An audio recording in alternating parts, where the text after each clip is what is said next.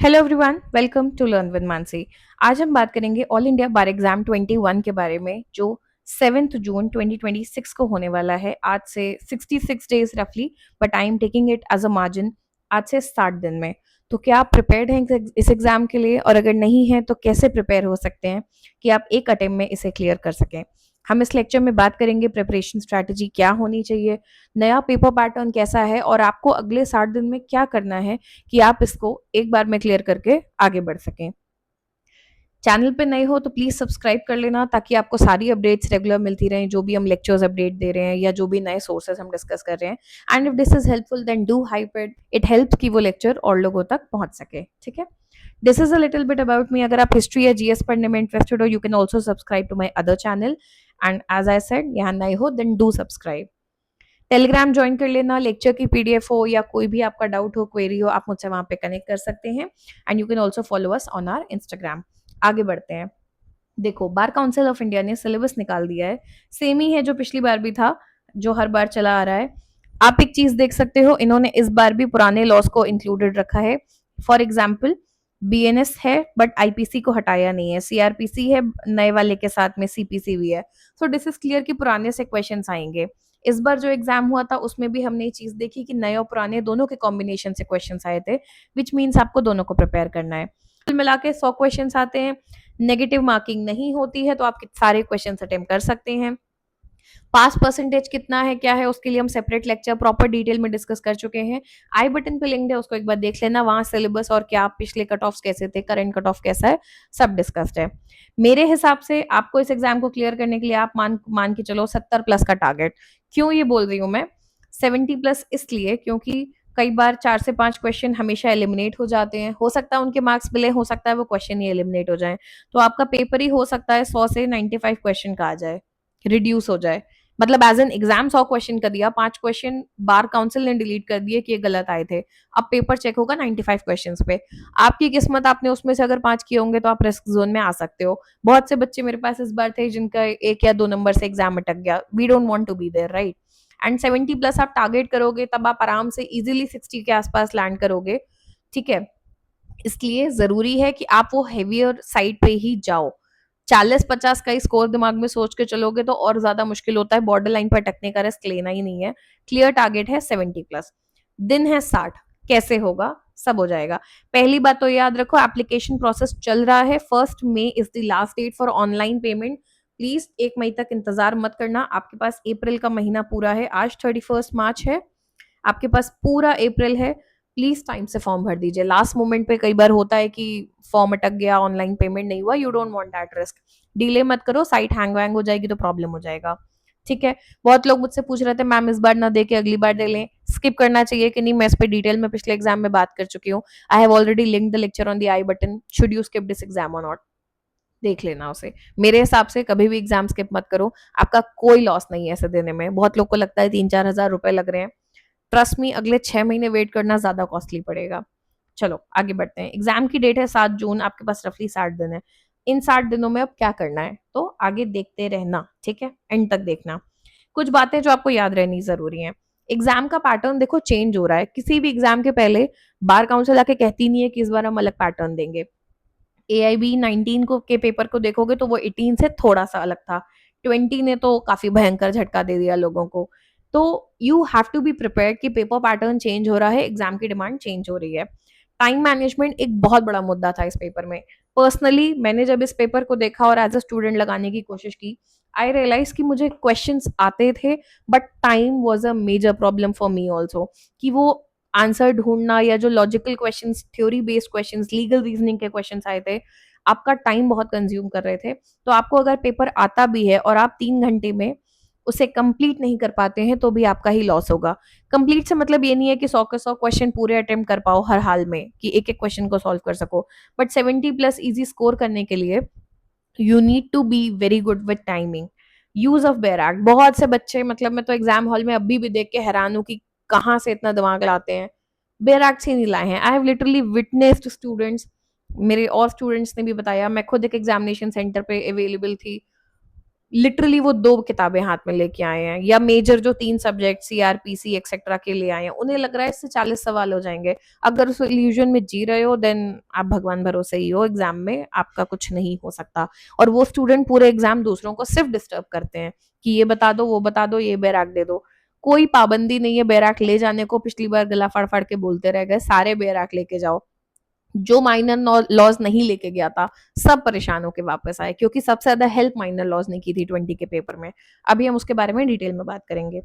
Non बेयरैक subjects भी equally important है। Yes, बेयरैक subject से आराम से पेपर सॉल्व होता है, बट नॉन बेयरैक सब्जेक्ट जैसे कि अगर आप मुस्लिम लॉ की बात करेंगे बेयरैक नहीं है, आपके पास पीआईएल है बेयरैक नहीं है, एथिक्स है बहुत डिटेल में बेयरैक नहीं है, ये सब इक्वली इंपॉर्टेंट है। टॉर्ट्स है, ठीक है, इनसे चार चार चार चार चार करके 20-25 क्वेश्चन कहाँ निकल जाते हैं पता नहीं चलता। स्मार्ट वर्क जरूरी है, ना कि endless hard work. In general yes you should study in detail, आपको हर चीज डिटेल में पता होनी चाहिए, कॉन्सेप्ट सारे क्लियर होने चाहिए। बट लेट्स बी ऑनेस्ट, इस समय हम पीएचडी करने नहीं बैठे हैं। हमारा एम है सिर्फ एक एग्जाम को क्लियर करना अगले 60 दिन में। तो स्मार्ट वर्क करना है, फालतू का हार्ड वर्क नहीं कि इस समय नई किताबें लेके, कोर्स की किताबें लेके डिटेल में बैठ जाओगे कि अकेले कॉन्स्टिट्यूशनल लॉ पे 6 किताबें पढ़ रहे हो, कोई फायदा नहीं है, क्यों टाइम वेस्ट कर रहे हो अपना, ठीक है। स्मार्ट वर्क करो, सिर्फ वो करो जिससे पेपर पास हो, बाकी उसके लिए पढ़ते रहना आराम से। क्या 60 डेज इनफ है? बिल्कुल इनफ है, आराम से क्लियर हो सकता है। जिन्होंने भी मेरे साथ AIB 20 की प्रिपरेशन की थी, या जिन्होंने भी चैनल को चेक किया हो अगर पीछे जाके, जो नए हो जाके देख लेना। हमने 1 महीने पहले प्रिपरेशन स्टार्ट की थी। दिसंबर नवंबर एंड आपका एग्जाम था 30 नवंबर। We started on 1 November and there are so many students who have cleared the exam, ठीक है। तो आराम से 60 दिन बहुत अच्छा टाइम है, हो सकता है। सवाल ये करना क्या है, देखो AIB 20 के पेपर की बात करते हैं क्योंकि ये लेटेस्ट हुआ था। नॉर्मली ना बहुत ज्यादा डायरेक्ट क्वेश्चंस आते थे पेपर में कि 60 70 80 क्वेश्चन डायरेक्ट डायरेक्ट आ गए, आपने बेयर एक्ट से सॉल्व कर दिया, सीधे सीधे पूछ लिया section 5 of Hindu marriage act किस बारे में बात करता है, 4 ऑप्शन है, आपने देखा मार्क किया आगे बढ़ गए। डायरेक्ट क्वेश्चन तो इस बार भी आए हैं, कोई ऐसा नहीं कह सकता कि अगर उसने सिर्फ डायरेक्ट क्वेश्चंस तैयार किए थे तो उसका पेपर नहीं क्लियर होगा। 61 क्वेश्चंस वर स्टिल डायरेक्ट, तो पेपर तो क्लियर हो सकता था पर बाउंसर जरूर आए थे। लास्ट टाइम AIB 19 के टाइम पे स्टेटमेंट बेस्ड क्वेश्चंस आए थे काफी सारे, तो लोगों को लगा था ये नया चेंज है। 20 में इन्होंने अलग ही खेल कर दिया, डिफरेंट वेरिएशन ऑफ क्वेश्चंस आए हैं। 7 क्वेश्चन स्टेटमेंट बेस्ड आए, जहां एक लंबी स्टेटमेंट दी और उसके बेस पे आपको आंसर देना है। 7 क्वेश्चन असर्शन रीजन किया है कि एक असर्शन दिया है, रीजन दिया है, आपको बताना है both are true, both are not true, reason explains the assertion etcetera. Multiple selection के 8 क्वेश्चन आए, जिसमें 1 2 3 4 ऐसे करके ऑप्शंस दिए थे, आपको बताना था 1 and 2 सही है, 2 and 3 सही है, ऐसे वाले सबसे कॉम्प्लिकेटेड क्वेश्चन पर्सनली मुझे यही लगते हैं। लिस्ट मैच करने के 2 क्वेश्चन आए कि यहाँ एक लिस्ट दी है, यहाँ एक लिस्ट दी है, आपको मैच करना है। केस लॉस पे 5 क्वेश्चन, स्टेटमेंट एंड कंक्लूजन पे 5 क्वेश्चन, एंड एप्लीकेशन जिसको लोग लीगल रीजनिंग अक्सर बोल रहे हैं, इस पे 5 क्वेश्चन। अब मेरे पास क्वेरी आई थी रिसेंटली कि मैम लीगल रीजनिंग के क्वेश्चन कैसे करेंगे। आई एग्री, बिल्कुल जायज सवाल है, पर मेरा कहना है ये 5 सवाल है, अगर इन 5 को अभी आप साइड रख दो तो भी आपके पास 95 क्वेश्चन है डील करने के लिए। पहले हमेशा अपने बेस को स्ट्रॉन्ग करो। आधे बच्चे इस समय क्या करेंगे, and trust me when I से दिस, एग्जाम के बाद देख लेना, मेजोरिटी लोगों का AIB 21 इसीलिए क्लियर नहीं होगा, वो इन 61 को छोड़ के इनमें अटक गए हैं। आप इन 40 क्या 39 क्वेश्चन है, एक्चुअली 40 भी नहीं है, इनमें अटके रहोगे कि अरे यार इन्हें कैसे डील करना है। बट आप उन 60 को पे फोकस ही नहीं करोगे तमीज से, जो आपका सॉलिड पेपर क्लियर करा रहे हैं। आई एम नॉट सेइंग कि इन पे ध्यान मत दो, बिल्कुल दो, जरूर दो, बट मेक श्योर आपका बेस क्लियर हो। इट्स जस्ट लाइक कि आप ट्रिग्नोमेट्री को लेके परेशान है पर आपको A+B होल स्क्वायर ही नहीं पता, अरे यही नहीं पता तो इसका क्या करोगे, समझ रहे हो। तो यू नीड टू नो कि ये कैसे हैंडल होगा, ये हैंडल होगा तो ये भी आगे होगा, पहले अपना बेस स्ट्रॉन्ग करना जरूरी है वाइल वर्किंग ऑन दिस, ठीक है, इसको इग्नोर नहीं करना है। ओके देखो कुछ बेसिक्स हैं जो आप करोगे तो आप आराम से 60 दिन में पेपर क्लियर कर सकते हो। शॉर्ट रखते हैं, मुद्दे की बात करते हैं। First and the holy grail for every exam is previous year questions.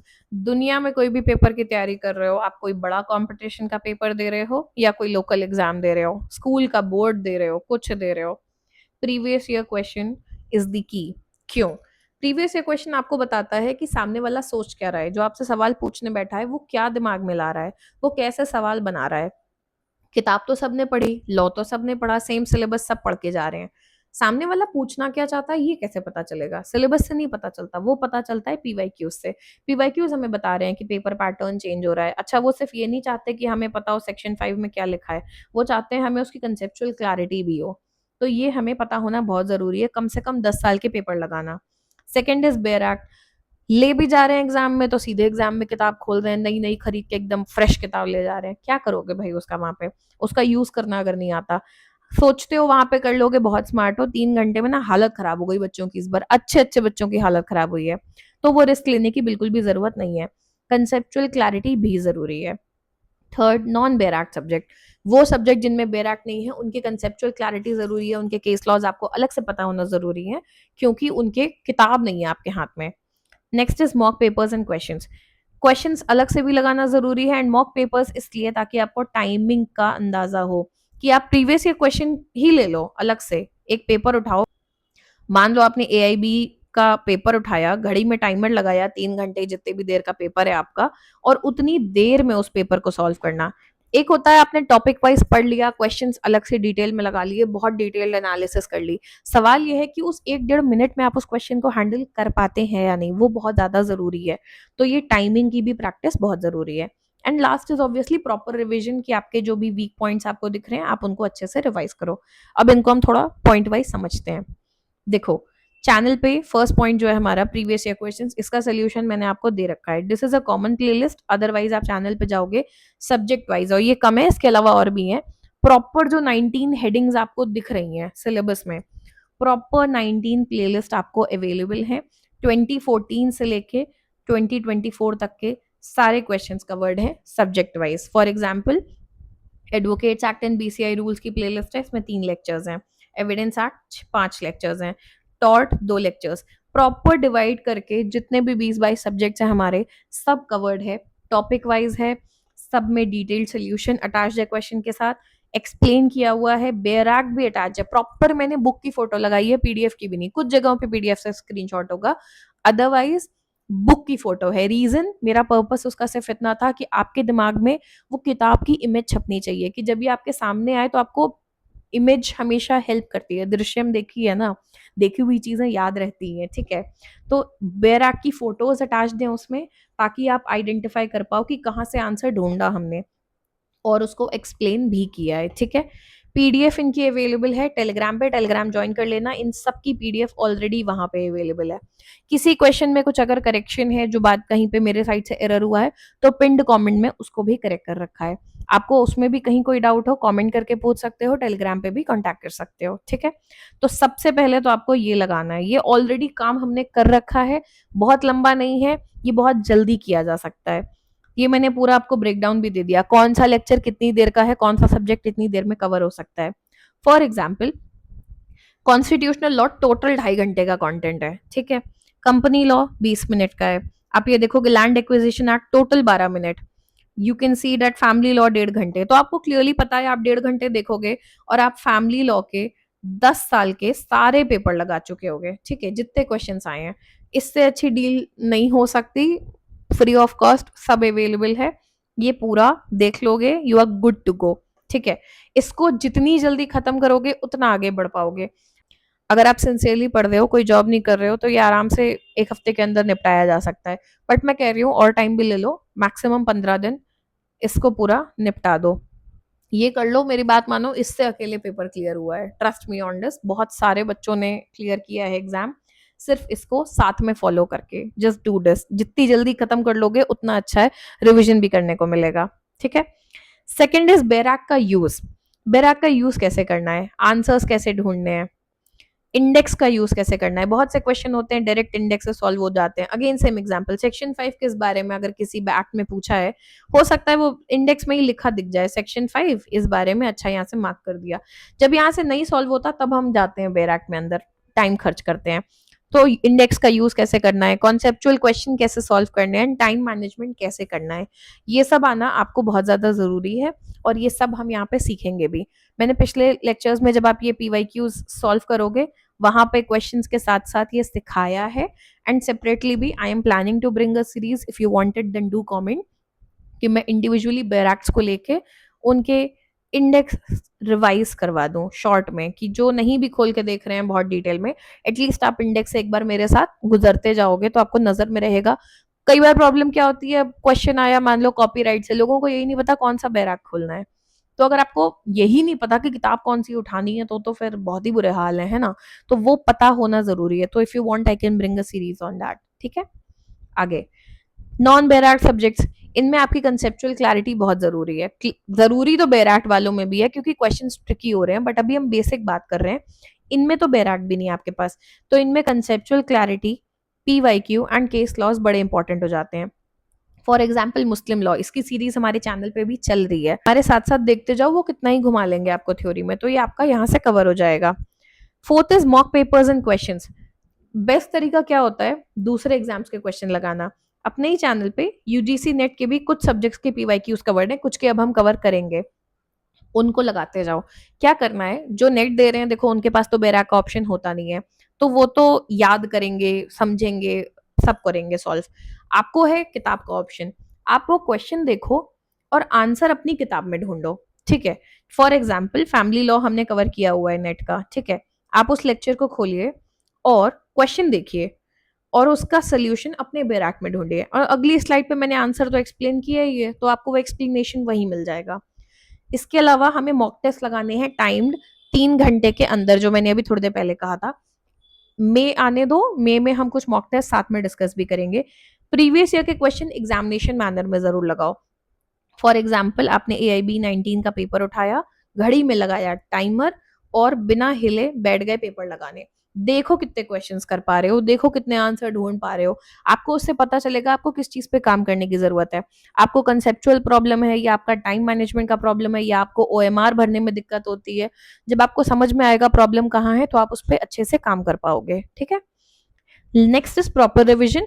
PYQs as I said जितनी जल्दी लगा लोगे, उन लेक्चर्स को जितनी बार देखोगे, PDF अवेलेबल है वहां से रिवाइज करोगे, उतना ज्यादा वो दिमाग में बैठता जाएगा, स्पेशली जब बात करते हैं हम केस लॉ टाइप के क्वेश्चंस की। ठीक है, अपने वीक टॉपिक आइडेंटिफाई करो। फॉर एग्जाम्पल किसी को रियलाइज हो रहा है उसको टॉर्ट में प्रॉब्लम आती है, या उसको रियलाइज हो रहा है कि उसको केस लॉज नहीं याद रहते हैं, तो उनके हमने शॉर्ट नोट्स बना लिए एक एक पेज के, कि सारे केस लॉज इस पे लिखे हुए हैं, या टॉर्ट के सारे मैक्सिम्स इस पे लिखे हुए हैं, हम उसको बार बार रिवाइज करेंगे। ठीक है, कंसेप्चुअल क्लैरिटी के लिए ऑनलाइन सोर्सेज यूज करो। फैमिली लॉ मेरे चैनल पे कवर्ड है, वहीं देख लो। उसके अलावा कोई सब्जेक्ट है, यूट्यूब पे इतना कंटेंट है, किसी का भी जाके छोटा मोटा लेक्चर देखो 5 7 10 मिनट वाले, शॉर्ट में क्लैरिटी ले लो कि अच्छा क्या है इस टॉपिक में, क्या कवर किया जा रहा है।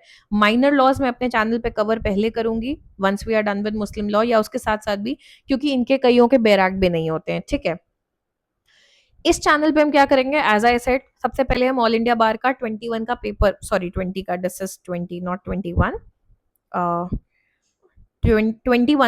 20 का पेपर हम डिस्कस करेंगे इसी वीक में, अगले 5 से 7 दिन के अंदर। 4 पार्ट्स में आएगा, हर पार्ट में 25 क्वेश्चन होंगे, डिटेल सोल्यूशन होगा, पेपर का एनालिसिस होगा, और आपको प्रॉपर अप्रोच बताएंगे कि इस चेंजिंग पैटर्न को कैसे डील करना है, और कैसे ये पेपर भी आराम से PYQs और जो बेसिक्स अभी हमने बोले उसके बेसिस पे क्लियर हो सकता है।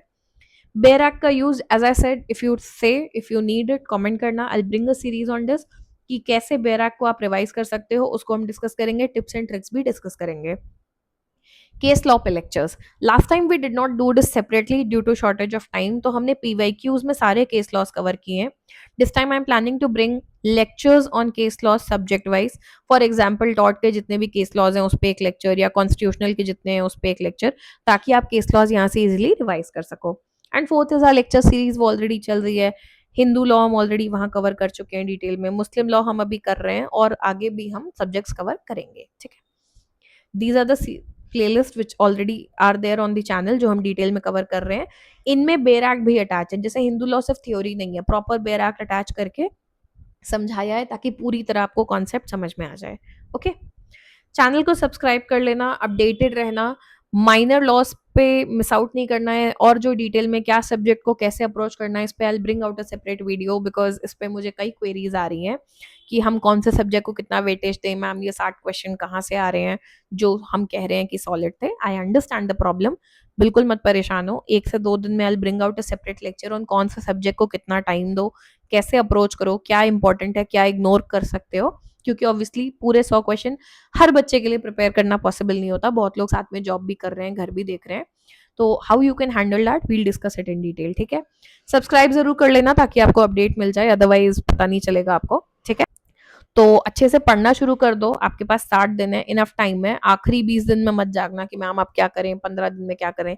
करने वाले कर लेते हैं, आई नो आप वो स्टोरी सुनते हो, किसी ने 4 दिन में क्लियर कर लिया, एक हफ्ते में, but you have to realise उनका पीछे अच्छा बेस होता है, उन्होंने अपने लॉ के टाइम पे पढ़ाई की होती है, तो ये एक बेसिक रिविजन होता है उनके लिए 15 दिन में। अगर आपके बेसिक्स बहुत अच्छे नहीं है तो अगले 60 दिन आपको पूरे पूरे दिन नहीं देने हैं बैठ के, आप दिन के 2 से 3 घंटे भी दोगे ना, आप आराम से ये पेपर क्लियर कर सकते हो, ठीक है। So stay tuned and keep watching, bye bye.